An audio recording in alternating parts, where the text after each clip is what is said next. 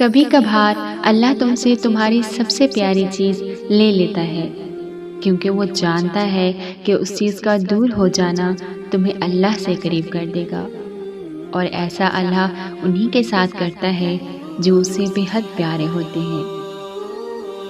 جب تم کچھ نہ کر سکو، جب تمہارے بس میں کچھ نہ رہے، تب تم اللہ سے دعا کرنا، کیونکہ دعائیں سب کچھ کر سکتی ہیں، اور جس سے تم دعا کر رہے ہو وہ سب کچھ بدل سکتا ہے۔ ان چیزوں کے لیے تمہیں اللہ پر پکا یقین ہونا چاہیے جو تمہاری پہنچ اور تمہارے کنٹرول سے باہر ہے۔ ایسا ہوتا ہے کہ انسان کسی کو بہت شدت سے مانگتا ہے، بہت رو کر مانگتا ہے، وظیفے پڑھتا ہے، استخارے کرتا ہے، منتیں مانتا ہے، اور در در کی خاک چھانتا ہے، روتا ہے، گڑ گڑاتا ہے، مگر وہ نہیں ملتا۔ پھر ایک وقت آتا ہے جب سب آنسو خشک ہو جاتے ہیں، وظیفے بھول جاتے ہیں، ایک سجدے میں پڑا رہنے کو جی کرتا ہے، اسی در پہ سکون ملتا ہے، اور پھر اچانک وہ بھی مل جاتا ہے جس کے لیے وظیفے پڑے تھے، ہر ایک سے لڑتے تھے، مگر پھر احساس ہوتا ہے کہ اب وہ محسوس ہی نہیں ہوتا جو پہلے ہوتا تھا۔ اب وہ اضطراب نہیں رہا، جیسے کوئی طوفان سا کہیں اندر تھم سا گیا ہو۔ چھوڑنا آسان نہیں ہوتا، چاہے کوئی عادت ہو، کوئی گناہ ہو، یا پھر کوئی انسان۔ آپ گرتے ہیں، ٹوٹتے ہیں، سنبھلتے ہیں، پھر ٹوٹتے ہیں، اور یہ وقت ایسا ہوتا ہے کہ نہ تو آپ چیخ سکتے ہیں اور نہ ہی کسی کے گلے لگ کے آنسو بہا سکتے ہیں۔ ماضی آپ کے سامنے ایک ریل کی طرح بھاگتا ہے، ہر اسٹیشن پر مختلف لوگ۔ ایک وقت آتا ہے آپ جن لوگوں کو اپنے ساتھ سمجھتے ہیں وہ تو ساتھ ہوتے ہی نہیں۔ کسی ویرانے میں کڑی دھوپ میں آپ بے آسرا اور بے سرواں کی طرح رہ جاتے ہیں۔ اس وقت آپ کے ساتھ وہ پاک ذات ہوتی ہے جو آپ کو تھام لیتی ہے، سنبھال لیتی ہے۔ انسان رہ سکتا ہے محبت کے بغیر، لوگوں کی محبت کے بغیر، رشتوں کے بغیر، ہر شے کے بغیر، مگر انسان اللہ کے بغیر نہیں رہ سکتا۔ یہ تو نصیب کے کھیل ہے کہ کس کی کہاں شادی ہوگی، کون کس سے نکاح میں ہوگا۔ محبت تو ہو جاتی ہے، یہ ایک فطری عمل ہے۔ ہم سب کسی نہ کسی کے ساتھ محبت کے رشتے میں منسلک ہوتے ہیں، پر اس کا یہ مطلب نہیں ہے کہ نصیب بھی اس کے ہی ساتھ ہو۔ نصیب کے کھیل کبھی الٹے بھی ہو جایا کرتے ہیں۔ جس کو جس سے محبت ہوتی ہے وہ کسی اور کے نصیب میں منسلک ہو جاتا ہے۔ دعا ہے کہ جس کا دل جہاں لگا ہے اللہ اسے اس کے نصیب میں لکھ دے، آمین۔ یہی ہے نا اللہ تعالیٰ کا وعدہ، آپ جو قربان کریں گے اس کو 700 گنا سے زیادہ بنا کے آپ کو دے دیا جائے گا۔ آپ ایک حرام چیز چھوڑیں گے تو اللہ تعالیٰ آپ کو اس سے بہتر لذت اور خوشی حلال چیزوں سے دینا شروع کر دیں گے۔ تھوڑا سا انتظار کرنا ہوتا ہے، بس تھوڑا سا انتظار۔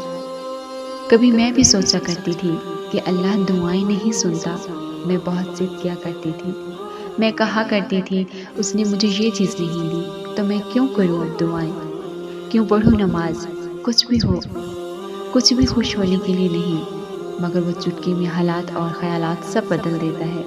اب کوئی چیز نہیں ملتی تو کہتی ہوں دعا میں اور نماز میں کمی رہ گئی ہوگی، ورنہ وہ دینے میں کمی کرے ہو ہی نہیں سکتا۔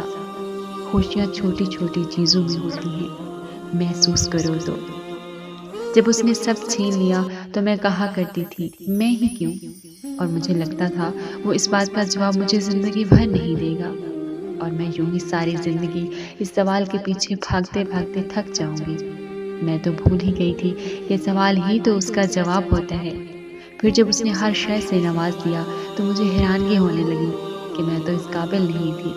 پھر میں نے سوال کیا کہ میں ہی کیوں؟ پتہ ہے اس نے مجھے میرے پہلے سوال کا جواب دے دیا، ڈھیروں نعمتیں عطا کر کے، مگر اس نے میری اس سوال کا جواب نہیں دیا کہ یہ سب نعمتیں میرے لیے ہی کیوں۔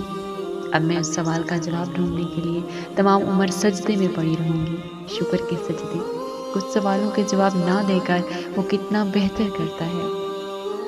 جب اللہ تعالیٰ کو کوئی شخص پسند آ جاتا ہے تو سب سے پہلے اسے دنیا کی محبت اور تعلق سے الگ کر دیتا ہے۔ اسے دنیا اور لوگوں کے ذریعے اتنی تکلیف ملتی ہے، اتنا توڑا جاتا ہے، جس شخص کو وہ چاہتا ہے اس سے الگ کر دیا جاتا ہے، اور پھر ایک وقت آتا ہے کہ وہ دنیا سے بیزار ہو جاتا ہے۔ پھر جب یہ ٹوٹا پھوٹا بندہ اللہ تعالیٰ کی بارگاہ میں گرتا ہے نا، تو اللہ تعالیٰ اسے اپنا بنا لیتا ہے، اللہ تعالیٰ اسے اپنا لیتا ہے۔ میں نے دنیا کا سبق سیکھ لیا ہے، اب میں لوگوں کے رویوں پر افسردہ نہیں ہوتی، مجھے لوگوں کا بدل جانا اب تکلیف نہیں دیتا۔ یہ دنیا ہے، یہاں ایسا ہی ہوتا ہے، یہ میں سیکھ گئی ہوں۔ کوئی ہمدرد نہیں ہوتا، لوگ چاہے جو بھی کر لیں، لوگ ہی رہیں گے۔ رب تعالیٰ کے سوا کوئی تنہائی کا ساتھی نہیں ہوتا، اور یہ حقیقت جتنی جلدی تسلیم کر لی جائے، زندگی اتنی جلدی آسان ہو جاتی ہے۔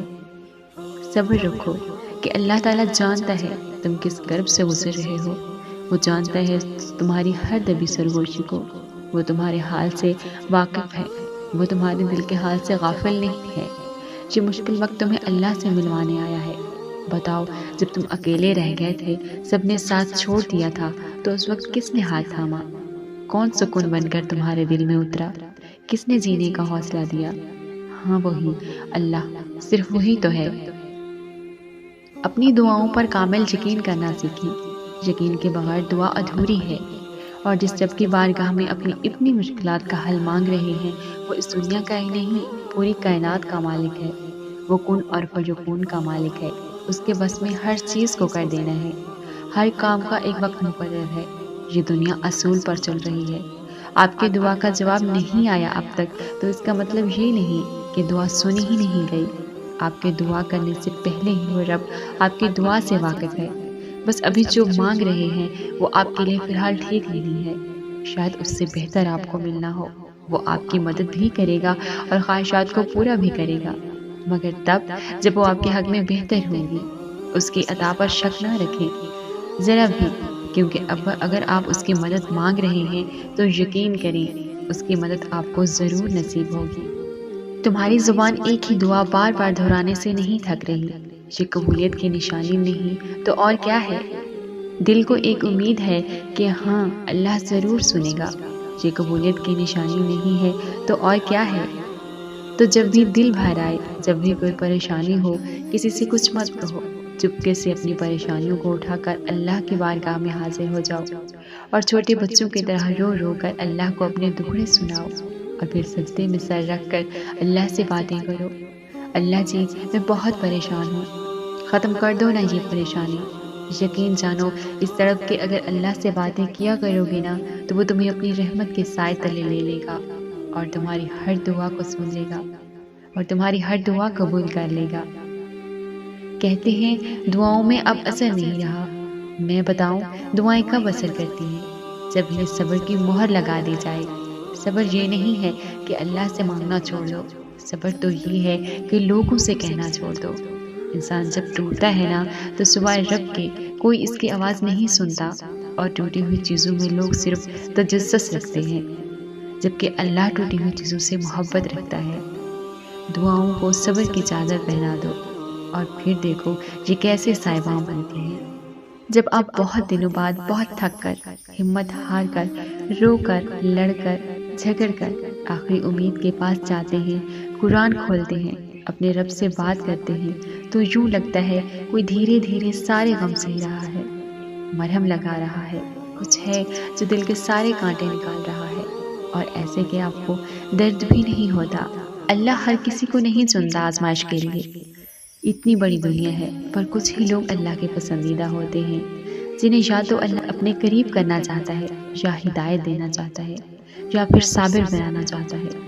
اس لیے اگر آزمائش کے لیے چن لیا گئے ہو تو شکر ادا کرو، جلد ہی تمہیں اچھا صلہ ملنے والا ہے۔ دعا تکلیفوں کو دور کرنے میں اثر رکھتی ہے، اس لیے جائے نماز میں گڑ گڑا کر مانگو۔ اللہ پر دعا مانگنے کے بعد توکل رکھ لو، صبر خود بخود آ جائے گا، سب معاملات دعا سے حل ہو جائیں گے۔ وہ ذات تو دعا کا حکم دیتی ہے، وہ تو خود کہتی ہے کہ مجھ سے مانگو۔ ایک دن تم اپنی دعاؤں کو جیو گے، اور تم کہو گے کہ کتنا مشکل سمجھتا تھا میں اسے پانا، جس کو آج میں نے پا لیا ہے۔ پھر تم یہ سوچ کر شکر کرو گے کہ تم نے اللہ سے مانگنا نہیں چھوڑا۔ اگر چھوڑ دیتے تو کیا انجام ہوتا تمہارا، اور اگر چھوڑ دیتے تو کیا دیکھ پاتے یہ معجزہ؟